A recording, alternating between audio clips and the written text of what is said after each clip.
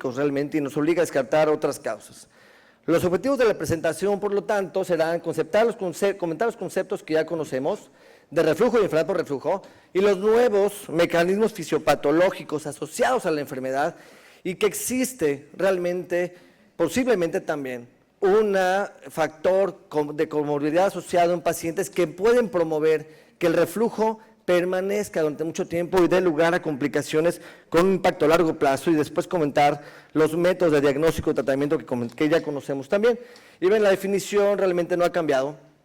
desde los últimos consensos. El reflujo gastroesofágico definido como ese paso involuntario del contenido gástrico al esófago que puede ser expulsado por la boca con o sin esfuerzo, es postprandial, es asintomático, ocurre varias veces al día y no genera ninguna complicación. Y ya sabemos que la enfermedad por reflujo gastroesofágico se da cuando existen síntomas de molestias que modifican la calidad de vida, tanto en el recién nacido prematuro como hasta el adulto, ¿de acuerdo? O complicaciones digestivas demostradas por estudios endoscópicos o extradigestivos. Entonces, la regurgitación es el síntoma más frecuente en lactantes, asociado al reflujo gastroesofágico. La expulsión a través de la boca sin esfuerzo es postprandial y en casos severos se puede acompañar del vómito,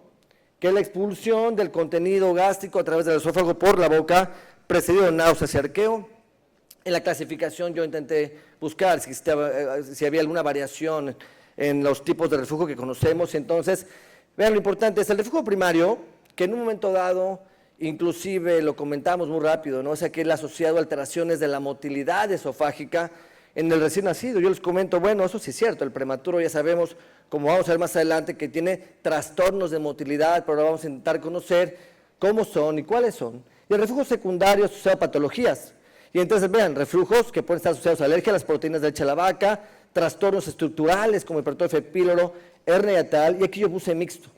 ¿Por qué? Porque ahora también identificamos pacientes prematuros que al ser alimentados inician con síntomas de un reflujo refractario del tratamiento médico. Entonces, ¿cuántos prematuros que tengan un trastorno de motilidad primaria asociado sin madurez se combinan con una patología que puede condicionar también trastornos de motilidad, que condicionan un curso más difícil y pueden condicionar terapéuticas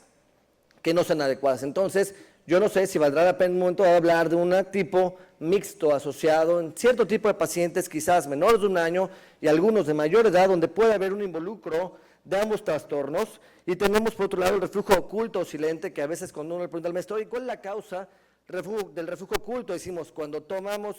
damos una fórmula con un espesante y forma obviamente un cuajo difícil que pueda regresar a través del esófago, entonces disminuyen la regurgitación, la columna que se prolonga a la boca, pero hay pacientes medios por estudios de pachimetría que pueden continuar con un reflujo ácido y postprandial. ¿Y cuál es la causa del reflujo oculto? ¿Qué mecanismos fisiopatológicos ya se han descrito que pueden dar lugar a un pequeño deslizamiento de película de ácido a través del esfínter esofágico inferior, que sea causa inclusive de carditis y adenocarcinoma esofágico a largo plazo? De los tipos de reflujo es, según estudios hechos por pHimetría y impedenciometría, ya los conocemos. El reflujo ácido es el más frecuente, ya hay pacientitos que al nacimiento ya más o menos más del 60% tienen una adecuada producción de ácido gástrico o ácido en la cámara gástrica, y las clasificaciones como débilmente ácido, débilmente alcalino, reflujo biliar y mixto, que ya conocemos. En cuanto a prevalencia, la prevalencia realmente del reflujo primario sigue siendo la misma. Hablamos que existe un gran porcentaje de bebitos lactantes en los primeros 2 meses que pueden tener entre 50 y 90% de regurgitación, depende de dónde lo leamos. Al 4.º mes llega a haber un pico y la evolución esperada es que este tipo de pacientes con regurgitación aparentemente sanos, sin ningún factor de riesgo, presenten al año menos del 5% de síntomas asociados al reflujo gastroesofágico. Es la evolución esperada de un bebito recién nacido sin ningún problema, pero existen patologías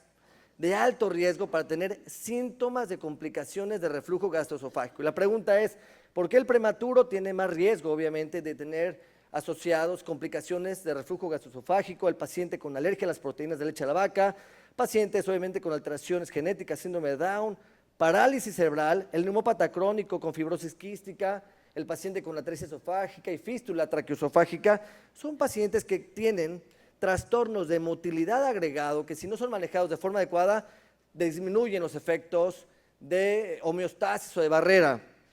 que permiten una mejor recuperación. Y como ya somos primer lugar de sobrepeso y obesidad desde hace algunos años, el paciente con sobrepeso existe una relación muy importante del índice de masa corporal con aumento en el riesgo de los síntomas a largo plazo, ¿de acuerdo? Entonces vamos a hablar justamente de esos trastornos tan importantes y obviamente correlacionado con estudios de pHimetría y un aumento en lo que conocemos como el principal mecanismo fisiopatológico asociado al reflujo y la enfermedad por reflujo gastroesofágico. ¿Cuáles son los nuevos? Quizás, como decimos, de lo nuevo no hay mucho nuevo, pero quizás hay un mejor entendimiento de la fisiopatología. Y vean, todos ya en este diagrama tenemos ilustrado el esfínter esofágico inferior, el diafragma, una porción intraesofágica, el fundus, ¿te acuerdas? Cuando el niño es alimentado con un líquido, el fundus se relaja en un fenómeno de acomodación o complianza gástrica, y ya sabemos que el vaciamiento de los líquidos depende específicamente de esta capacidad de relajación del fundus, que obviamente condiciona una mezcla a nivel del antro y la expulsión al duodeno. Entonces, de la fisiopatología, la incompetencia del esfínter esofágico inferior con relajaciones transitorias y disminución de su presión, que es igual a casi la presión intragástrica, es el principal mecanismo fisiopatológico. Pero vean, alteraciones en la capacidad de mover. Todos sabemos que después de comer, como el líquido está en el fundus, existe un paso del material del estómago al esófago, y el esófago es el órgano encargado de regresar el material refluido al estómago, y existen alteraciones de aclaramiento esofágico que se pueden dar desde el prematuro. Y hay un nuevo mecanismo escrito desde el 2001, conocido como acid pocket, esta bolsa de ácido que puede permanecer en el fundus mucho tiempo y generar estados de acidez postprandial crónicos muy importantes, alteraciones anatómicas, la naturaleza del material refluido y obviamente alteraciones en la presión intragástrica. Hablando de las relajaciones transitorias, bueno, son definidas como una disminución súbita en la presión del esfínter esofágico inferior por debajo de 10 milímetros de mercurio, donde se iguala la presión intragástrica, y estas relajaciones son más prolongadas que las asociadas a la deglución. Entonces existe un paso que puede ser, cuando se hace estudios de pHimetría, prolongado hasta por más de 5 minutos de paso muy importante del reflujo, y es el principal mecanismo asociado a la enfermedad por reflujo. Cuando hablamos de motilidad esofágica, estos son datos de población adulta, de los principales mecanismos asociados a enfermedad por reflujo gastroesofágico. Y es cierto, no hay estudios contundentes que hablen de qué fue primero, si la motilidad ya estaba presente, alterada, y eso condicionó inflamación, esofagitis erosiva, o la esofagitis es una relación causal de trastornos de motilidad. Pero en los adultos está escrito la motilidad esofágica en efectiva, vean ustedes, con ondas de contracción simultáneas, no propulsivas, de una amplitud disminuida a menos de 30 milímetros de mercurio, asociado a relajaciones transitorias e incompetencia del esfínter esofágico inferior, alteraciones del aclaramiento esofágico, y los adultos presentan, más que los niños, alteraciones estructurales como la hernia yatal. ¿Qué sabemos de los niños? Los niños, ya estudios recientes del grupo de la doctora Ana María Stayano y Hoffman, por ejemplo, donde reconocemos que los lactantes ya tienen una presión adecuada del esfínter esofágico inferior, inclusive desde la semana 33 de la gestación. Y vean qué interesante es, tienen presiones entre 19 y 22 antes de comer, y hay una pequeña, mínima caída de la presión después de comer, porque existe un fenómeno asociado a esa distensión gástrica que modifica la presión del esfínter, y eso puede promover en algunos pacientes esa retención de ácido en el fundus, como un acid pocket hemos descrito. Y vean, este es un estudio de Ana María Stayano hecho con manometría de alta resolución, donde se habla de que los niños prematuros tienen solamente un 26% más o menos de ondas propulsivas segmentarias adecuadas, es decir, altamente efectivas para mover el bulus líquido a nivel del esófago, entre 26 más o menos 6%, y el de término entre un 50 a un 60%. Quiere decir que los pacientitos con cada deglución solamente un 50% lo movilizan de forma adecuada, pero eso va mejorando con el tiempo. Así también va mejorando la presión del esfínter esofágico inferior y también la velocidad de vaciamiento gástrico, y por lo tanto se definieron segmentos de contracción esofágica que son los que se asocian a la peristalsis esofágica asociada a la deglución, con 3 segmentos. Y entonces, en el recién nacido de prematuro y de término se habla que el segundo segmento, que está referido a nivel del cuerpo del esófago, mantiene unas adecuadas ondas peristálticas de contracción, no así los segmentos distal y proximal de una forma adecuada. Y esto es importante para que el recién nacido, prematuro de término, pueda promover un adecuado aclaramiento esofágico. De hecho, la cisaprida, este procinético, actúa casi específicamente a nivel del cuerpo del esófago. Y aquí, de su lado izquierdo, vemos cómo en un recién nacido término, con la primera deglución se aprecian las dos ondas, los dos segmentos de contracción, y en la segunda deglución la onda de contracción a nivel proximal desaparece, pero la del cuerpo se mantiene de una forma adecuada. Entonces son datos muy importantes que nos ayudan a entender por qué los pacientes pueden presentar estos trastornos de forma temprana. Y en este estudio también, hecho ya hace casi 5 o 6 años, vean, no se encontraron en pacientes con esofagitis erosiva alteraciones motoras específicas. Es decir, no tenían trastornos de motilidad, aún pacientes con inflamación muy importante, pero lo que sí se llegó a encontrar en pacientes sanos fue una disminución de la presión del esfínter y una velocidad de propulsión que disminuye aparentemente con la edad, y los cambios manométricos, trastornos de motilidad con ondas de contracción no propulsivas son más severos en pacientes que ya tienen una comorbilidad como atresia esofágica y retraso psicomotor. Por lo tanto, la presentación de enfermedad por reflujo en edades tempranas podría estar asociada a alteraciones motoras desde el nacimiento, que si no son manejadas de forma adecuada, puede estar obviamente asociada con efectos a largo plazo. ¿Por qué hablar del aclaramiento esofágico? Mi maestro, el doctor Ramírez, es un tema que le gusta mucho hablar de aclaramiento esofágico y habla de las degluciones nocturnas secas, el hecho de por qué los niños tienen más síntomas de reflujo en la noche, porque disminuye el efecto neutralizante de la saliva, están todo el tiempo acostados y entonces se despiertan mecanismos también importantes asociados a inflamación o hipersensibilidad. El aclaramiento esofágico fue escrito por Helms en 2 fases. Uno es el aclaramiento de volumen, que es obviamente el que se condiciona por la peristalsis secundaria cuando se distiende el esófago, cuando existe ese paso de reflujo del estómago al esófago, y entonces por mecanorreceptores existe un vaciamiento que lo impulsa al estómago. Pero después de eso viene lo que se llama aclaramiento químico, es decir, las paredes del esófago pueden permanecer con cierto grado de acidez más tiempo y debe ser neutralizada, y el efecto neutralizante lo proporciona por un lado la saliva y por otro lado el bicarbonato que está en las glándulas submucosas. Y entonces ya se pudo medir también a través de estudios de pH impedensometría, sobre todo, la velocidad que tiene el aclaramiento químico esofágico en recién nacidos lactantes y en niños menores de 1 año, por ejemplo. Y entonces esa velocidad en pacientes que tienen trastorno de motilidad puede ser más prolongada, hasta 2 veces más prolongada que el aclaramiento de volumen. Entonces eso puede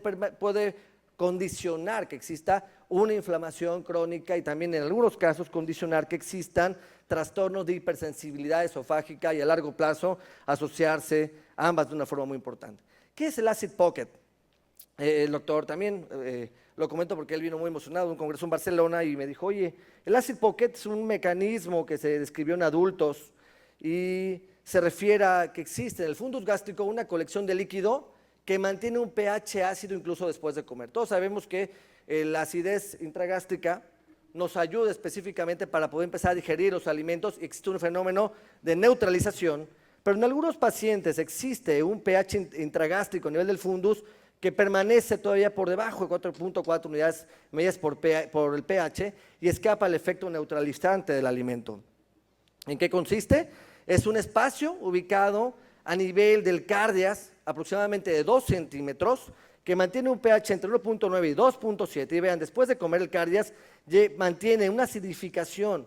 entre 60 y 70 minutos después de comer, y aquí está la ilustración. Es decir, tenemos el esfínter esofágico inferior con un gradiente de presión entre 10 y 30 milímetros de mercurio, y después de comer, la retención aparentemente en el fundus gástrico genera una caída de presión en la longitud del esfínter, se pierde entre 1 y 1 centímetros, y entonces eso promueve que exista una retención, un reservorio de acidez a nivel del fundus, y en pacientes con hernia yatal, vean, se comparten fundus y en el proceso herniario, y eso puede condicionar trastornos de inflamación con 2 mecanismos muy importantes. Vean, en esta diapositiva lo que se ilustra es que el estómago está obviamente con un pH acidificado entre 1 y 3, y al momento en que se come, todo el efecto de la comida se centraliza para poder tener ese efecto neutralizante, pero las paredes, la periferia de la cámara gástrica continúa con ese fenómeno de acidez permaneciendo sobre todo a nivel del fundus, y entonces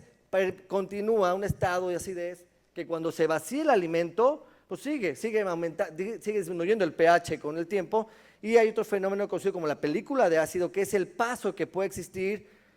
silente a través del cardias y condicionar fenómenos de esofagitis en algunos casos asociados al ácido. y el vaciamiento gástrico, que está asociado 40-60% en pacientes con enfermedad por reflujo gastroesofágico, sobre todo con alteraciones intestinales, duodenitis, la carga de volumen del duodeno que genera a través del reflejo neuroenterogástrico un retardo en el vaciamiento gástrico. ¿Cuáles son los avances en los métodos de diagnóstico y tratamiento? Realmente, como decimos, no hay mucho. Lo que sabemos es que el diagnóstico principalmente es clínico y existen síntomas que asociamos a reflujo gastroesofágico en lactantes, como lo son la irritabilidad, el llanto, el rechazo a la alimentación, la alteración del sueño, obviamente regurgitación, y entonces son síntomas que hemos asociado principalmente a lactantes, y quizás la pirosis, la disfagia, el dolor retroesternal, el dolor abdominal localizado en el epigastrio sea más asociado a escolares, adolescentes y adultos. En este estudio, también vean si son una asociación con estudios de pH, impedenciometría, con los síntomas que frecuentemente asociamos en pacientes asociados al reflujo gastroesofágico, sobre todo irritabilidad, náuseas, rechazo a la alimentación, y lo interesante fue que en pacientes con síntomas digestivos, extradigestivos asociados al reflujo, medidos por estudios de pH, impedenciometría, con índice de síntomas, sensibilidad y probabilidad de asociación, solamente un 10% cumplieron con ese diagnóstico. Entonces, ¿qué pasa? ¿No tienen reflujo o tienen otra posibilidad diagnóstica que te podamos discutir? No todo en esta edad es obviamente mediada por reflujo gastroesofágico, pero puede haber factores, obviamente, donde está involucrado el reflujo, pero no sean la causalidad al 100%. Uno, que ya conocemos, la alergia a las proteínas de la leche de la vaca es quizás en lactantes una causa muy frecuente de síntomas asociados a reflujo gastroesofágico refractario al tratamiento médico. Y en esta publicación que se hizo hace 2 años en el Servicio de Gastroenterología y Nutrición, es un retrospectivo de estudios de pHimetría en pacientes con alergia, se encontró una asociación positiva en un 30% por pHimetría. Quizás el hallazgo que ya se ha publicado de medición de pHimetría asociados al patrón fásico, que es una disminución sostenida del pH entre cada alimento del bebé, que se puede asociar a trastornos también de un aclaramiento esofágico adecuado, muy importante, también asociado a síntomas. Y en el 2016, un grupo en Turquía también hizo una medición muy parecida de la importancia que tiene el reflujo gastroesofágico en niños con alergia, y vean, en la pH impedenciometría obviamente es superior en poder determinar el reflujo asociado a alergia, y aquí se habla de un 43% de los casos, que más o menos está dentro de lo publicado entre 30 y 40 o 50%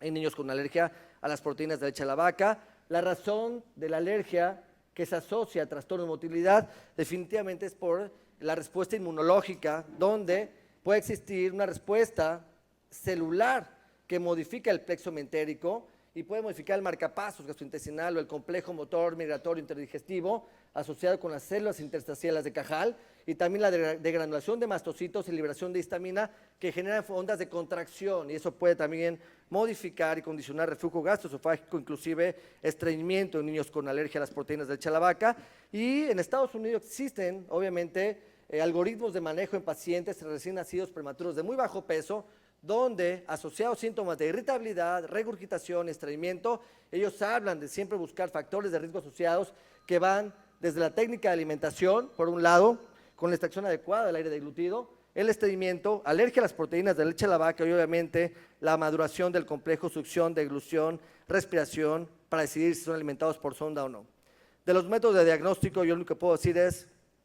que los avances más recientes, los conocen ustedes muy bien, son a través de la correlación que exista con la pH impedenciometría para poder entender cuáles son los mecanismos fisiopatológicos asociados. Hasta hace algunos años la pHimetría era considerado el estándar de oro, y los límites eran quizás que existía una poca detección de reflujos, sobre todo no ácidos, que son más frecuentes en lactantes, entre un 80 y 90%, por esa neutralización continua en la cámara gástrica, pero que pueden persistir obviamente con síntomas asociados, y en síntomas atípicos respiratorios, vean, quizás es donde la pH impedenciometría nos ayuda también a entender trastornos de motilidad tempranas en este grupo de pacientes que se pueden asociar a otras patologías. La pH impedenciometría tiene todas estas virtudes, identifica el transporte del bolo a través del esófago, la naturaleza del material, lo químico, la composición, la extensión del material refluido a través de sus 7 catéteres, incluido el de la pHimetría, el tiempo de aclaramiento que ya vimos que es fundamental reconocerlo en pacientes para poder disminuir comorbilidades a largo plazo, y permite identificar a través del electrado de pH el reflujo ácido. Y esta es una publicación del doctor Toro, del doctor Héctor Monjaraz, en el Servicio de Gastroenterología, habla sobre una revisión de las ventajas, obviamente, que confiere la impedanciometría combinada con pHimetría, a diferencia de la pHimetría convencional. Y bueno, aquí tenemos una publicación de este mes donde, obviamente, en pacientes con síntomas atípicos, respiratorios, en los lactantes, tiene obviamente una mayor sensibilidad y especificidad, inclusive que con otro tipo de métodos de diagnóstico. Sabemos que la serie sirve para descartar malformaciones anatómicas, la endoscopia, complicaciones, y la pepsina es algo que parece que se está retomando. Y en el estudio de pH-impedanciometría, esto me llama mucho la atención para los que nos gusta hacer endoscopías. Ahora parece existir un factor agregado que es la disminución de la línea basal de la impedanciometría asociado a esofagitis erosiva, sobre todo en algunos pacientes. Vean ustedes, aquí están pacientes también que tienen alguna comorbilidad,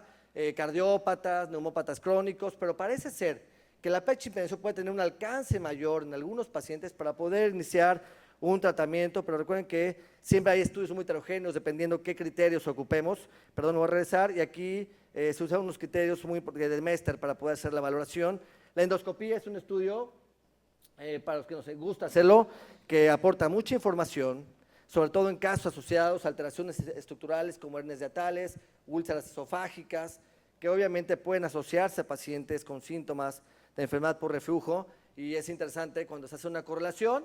y ya lo conocemos, la correlación clínica, endoscópica, incluso histológica, no es del 100%, habrá pacientes que tengan una calidad de síntomas muy importantes y cuando hacemos un abordaje endoscópico casi no tengan ningún dato endoscópico, histológico de inflamación. Entonces será reconocido como un esófago hipersensible o una enfermedad por reflujo no erosiva en el caso de los adultos. Y bueno, la clasificación que ocupemos siempre es muy importante para los métodos de investigación. Y vean, quizás en esta publicación de Sherman, la presencia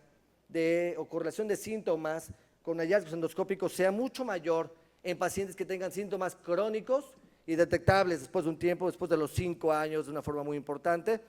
¿Y qué hablar de la endoscopia? Bueno, algo que quizás vale la pena reconocer cada vez que la hacemos es qué importancia tiene la membrana frenoesofágica asociada, porque hay veces decimos, tiene una membrana, un hiato GIL1, GIL2, si el paciente está asintomático. La realidad es que la unión gastroesofágica o la barrera depende del diafragma crural, del esfínter, de la porción intraesofágica y de esta membrana frenoesofágica, que es ese anillo muscular que le da una retención al gradiente de presión intragástrico y mantiene un ángulo de His de forma aguda. Y cuando vemos un hiato GIL1, por ejemplo, en un estudio que se hizo, el hiato GIL1 sin síntomas no se asocia a nada, pero parece ser que a partir de un hiato GIL3 y 4, estos obviamente en estudios de pH-impedanciometría se asocian a mayor riesgo de presentación con esofagitis erosiva grados 2 y 4 de la clasificación de Los Ángeles. Entonces, ¿qué importancia tiene esto en los pacientes si se asocian a sobrepeso u otros factores de comorbilidad? Siempre hay que recordar qué chance tienen de tener un adecuado aclaramiento esofágico, disminuir la cantidad de bolsa de ácido o acid pocket que pueden tener sus pacientes, porque sobre todo hemos encontrado niños mayor de 5 años, la bolsa de ácido que se forma, ese reservorio, no solamente depende de la acidez, porque pueden tener dentro de esa mezcla pepsina, sales biliares que hemos visto que se asocian a mayor lesión, ¿no? A mayor degradación de la mucosa esofágica y gástrica con esa gastritis química tan importante. Entonces es lo que podríamos valorar. Y entonces vean, esa correlación a través del estudio de pH-impedanciometría con lesiones erosivas se usó utilizando estos criterios de Mester con un score más de 21, una duración de reflujo ácido más prolongado de más de 17 minutos, con más de 3 eventos de reflujo que duran más de 5 minutos al día también, con una buena correlación. Del tratamiento no hay que abundar mucho, es el que ya conocemos, ¿de acuerdo? Según la NASPGHAN, en pacientes con enfermedad por reflujo gastroesofágico, los inhibidores de bomba de protones son los medicamentos más potentes y el tratamiento fundamentalmente está enfocado en mejorar la presentación clínica, prevenir complicaciones, obviamente evitar efectos adversos, objetivos muy similares a los consensados aquí en México. El tratamiento siempre será aliviar síntomas, mantener el crecimiento, evitar complicaciones. Y bueno, esos son lo que ya conocemos, que está ya consensado en el 2009 con el grupo del doctor Van den Plas. Y yo quería ponerles de la posición. Parece ser en un grupo que fue donde participó el doctor Mark Benninga y Tajero Mari, vean, parece que la posición que está tomando nuevamente un papel en decúbito lateral izquierdo para disminuir el reflujo, pero eso no tiene un impacto ni en el vómito, ni en la irritabilidad, ni otros síntomas asociados al reflujo. La verdad es que, bueno, es lo más importante en el manejo del reflujo en pacientes no complicados, con buen peso, buena talla y un adecuado patrón de alimentación, es saber que esto con el tiempo va a mejorar el tratamiento farmacológico. Los mecanismos de protección de neutralización antiácidos o los de barrera se han asociado mucho en pacientes que tengan ese reservorio de ácido con inhibidores bomba de protones. Y bueno, que son los medicamentos más efectivos, superiores a los antagonistas H2. La dosis la conocemos perfectamente bien. Y ya hay estudios recientes del impacto que tiene someprazol en pacientes desde el primer mes de vida hasta los 18 años, donde mejora la sintomatología en los primeros 7 días, inclusive valores de pH-simetría, pH-impedanzometría a los 7 días con dosis inclusive de 0.5 miligramos por kilogramo de peso al día. ¿Y cuál es el estado actual? Porque estuve platicando 2 días antes con un cirujano de Querétaro, un buen amigo, y entonces decía, oye, me llamó mucho la atención, me dijo, la laparoscopía, que es un método terapéutico que se ocupa mucho. Hay gente que está a favor de usar una laparoscopía contra una cirugía abierta. La verdad es que las indicaciones que ya conocemos en pacientes con reflujo, los menores de 1 año, hay que ser muy cautos, porque ya sabemos que cuando un paciente no mejora el tratamiento, no existe en mayor porcentaje una refractariedad al tratamiento, sino un diagnóstico inadecuado, y siempre hay que pensar en segundas posibilidades, terceras o cuartas, para no operar a un niño que no lo necesite. Y después de esa etapa, quizás los pacientes que tengan retraso psicomotor, que han tenido eventos que ponen en peligro la vida, con alteración del mecanismo de la deglución, hernia de tal sintomática, a pesar de un tratamiento médico, sean candidatos a una funduplicatura. Y bueno, el abordaje laparoscópico, que desde hace 20, 25 años, algunos ya tienen mucha experiencia, aparentemente en esta revisión tiene una menor duración para el control de complicaciones asociadas al reflujo gastroesofágico. Para concluir, el reflujo gastroesofágico es un fenómeno frecuente en lactantes y se da en toda la población, pero siempre habrá que considerar las comorbilidades asociadas, prematuros, pacientes que a veces dejamos olvidados, el paciente con retraso psicomotor, el paciente con atresia esofágica, que aparentemente no, a veces quitamos o no damos un tratamiento adecuado y ellos pueden tener más trastornos de aclaramiento químico. La nueva participación de este aclaramiento químico en prevenir complicaciones a largo plazo desde el punto de vista terapéutico oportuno, el reconocimiento de este reservorio acid pocket